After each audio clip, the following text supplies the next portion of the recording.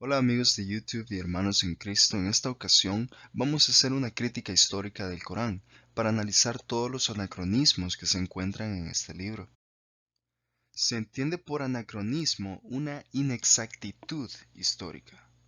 La razón por la que esto es importante es porque el Corán reclama para sí mismo ser una revelación directa de Dios, es decir, que fue revelado por Dios a través del ángel Gabriel y que no se encuentra ningún elemento humano en este libro. Entonces, mi intención es comparar ciertos eventos históricos que se relatan en el Corán con documentación externa y así poder verificar si existe una exactitud histórica que nos permita decir con confianza que este libro ha sido revelado por Dios. Antes de empezar, debo aclarar que esto es un estudio serio de historia. No pretendo manipular ningún documento para quitarle validez al Corán. Simplemente vamos a ver los hechos por sí solos. Y la intención es crear una serie de videos analizando los eventos uno por uno para una mejor documentación. Así que empezamos. En el Sura 4 vemos cómo se introducen ciertos estatutos de parte de Alá, y más adelante en este Sura vemos cómo se empieza a desarrollar el tema de la desobediencia de los judíos y advertencias contra los cristianos. Es hasta el Aleya 157 donde se nos dice que Jesús no fue crucificado, sino que solo se les hizo parecer como si fuese crucificado. Algo que debo decir es que este aleya ha sido calificado como gramáticamente ambiguo, es decir, que es difícil saber cuál es el significado exacto. Esta es la razón por la que vemos traducciones muy interpretativas, como por ejemplo la de nurelislam.com, que agrega la frase "se les hizo confundir con otro a quien mataron en su lugar". Lo que sí sabemos con certeza es cuando dice Wamakataluhu Wamasalabuhu, es decir, no lo mataron ni lo crucificaron. Y aquí es donde es relevante la ley 158 al decir que fue ascendido en cuerpo y alma al cielo. Del contexto podemos ver con claridad que de quien se está hablando es de los judíos, pues los aleyas anteriores nos dan esta información. Por lo cual es posible que lo que el Corán nos esté diciendo en este caso es que los judíos no lo mataron, pero que los romanos sí, o incluso que no lo mataron porque resucitó a los 3 días, o incluso que puede hacer referencia a la disputa entre cristianos y judíos donde los judíos afirmaban que sí lo crucificaron, pero los cristianos afirmaban que solo su humanidad había sido crucificada. En su tafsir o comentario, Ibn Kathir nos dice que Jesús pidió un voluntario para que tomara su lugar en la cruz y que luego fue ascendido por Alá. Dejando de lado cualquier posible interpretación, lo que los musulmanes afirman con seguridad es que Jesús no fue crucificado y que no murió, y de esta manera contradiciendo tres fuentes de información que son la historia antigua, historia moderna y la Biblia. Por lo tanto, ahora verificaremos lo que estas fuentes de información nos dan con respecto a este evento. Con historia antigua me refiero a los testimonios documentados en los años próximos al evento, es decir, tanto en el primer siglo y principios del segundo. En esta categoría podemos encontrar tanto a amigos como a enemigos del cristianismo. Empezamos con Flavio Josefo, historiador judío del primer siglo, por el cual conocemos mucho de lo acontecido en el año 70 después de Cristo con la destrucción de Jerusalén. En su obra Antigüedades nos habla acerca de un hombre admirable que tuvo seguidores, que decían que después de haber sido crucificado se les apareció a los 3 días.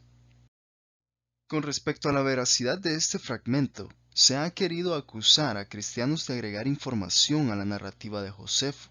En este caso, se ha citado el párrafo como fue encontrado por Shlomo Pines, que es un historiador judío que data del siglo X, y fue encontrado, curiosamente, en el idioma árabe. Siguiente en la lista es Cornelio Tácito, historiador romano que escribió de forma despectiva en contra de los cristianos. Escribió a principios del segundo siglo acerca de un tal Cristo que fue ajusticiado por Poncio Pilato. Siguiente es Ignacio de Antioquía, quien en su carta a los esmirnianos a principios del segundo siglo hace referencia a la cruz del Señor Jesucristo. También vemos en la carta de la Iglesia de Roma, dirigida a la Iglesia de Corinto, comúnmente denominada como Clemente de Roma, nos habla de la entrega de la sangre de Jesús por nosotros. Y como último ejemplo vemos a Policarpo de Esmirna, que escribió en su carta a la iglesia de Filipos acerca de cómo Jesucristo fue levantado de los muertos. Y esos son solamente unos ejemplos de escritores muy tempranos al evento, que de forma unánime están de acuerdo con lo que sucedió, independientemente del contexto o de los motivos por lo que ellos escribían, no ponían en duda lo que le aconteció a Jesucristo. El tiempo no nos alcanzaría para hablar de otras muchas referencias como Talus, Plegón, Luciano de Samosata, el Marabar Serapión, el Talmud babilónico de los judíos o incluso los demás padres de la Iglesia. Por lo tanto, pasamos a examinar la siguiente categoría de información histórica. En la época en la que vivimos podemos encontrar de todo tipo de eruditos que afirman lo que sea, tanto gente como Robert Price, que dice que Jesús no existió y al hacer esto contradice la Biblia, la historia e incluso el Corán, o gente como Mohammed Ben Kalish, que dice lo mismo acerca de Mohammed. Por lo tanto, es necesario poder conocer las diferentes perspectivas que existen para un mismo evento, persona, ideología, etc. En este caso, mi intención es citar a eruditos que se especialicen en esta área, y citaremos a dos personas nada más, las cuales son imparciales en este asunto. Número 1. Bart Ehrman, erudito del Nuevo Testamento y grandemente aclamado por los musulmanes, al menos cuando ataca la Biblia. En una serie de lecturas acerca de el Jesús histórico nos dice que uno de los hechos más seguros de la historia es que Jesús fue crucificado por orden del prefecto romano de Judea, Poncio Pilato.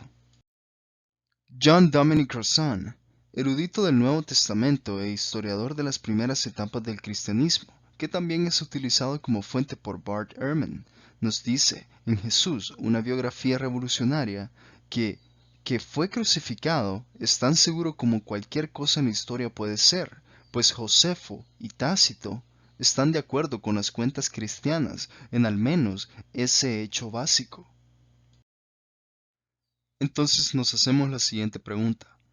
¿Por qué es que estos opositores del cristianismo ortodoxo, naturalistas, tanto en metodología como en perspectiva, llegarían a la conclusión de que la crucifixión de un rabino judío bajo el Imperio Romano comprende uno de los hechos más inexpugnables del pasado? La respuesta es simple. Para cualquiera que esté dispuesto a dejar que los hechos hablen por sí solos, la evidencia es abrumadora. Solo aquellos con una posición preconcebida por defender lo niegan. Y con esto dicho, pasamos a la última fuente de información. Al ver los documentos históricos compilados en el Nuevo Testamento, encontramos no solo los manuscritos que mejor documentan lo acontecido en el primer siglo de nuestra era, sino también vemos que son los documentos que más temprano se relacionan con los eventos que relatan.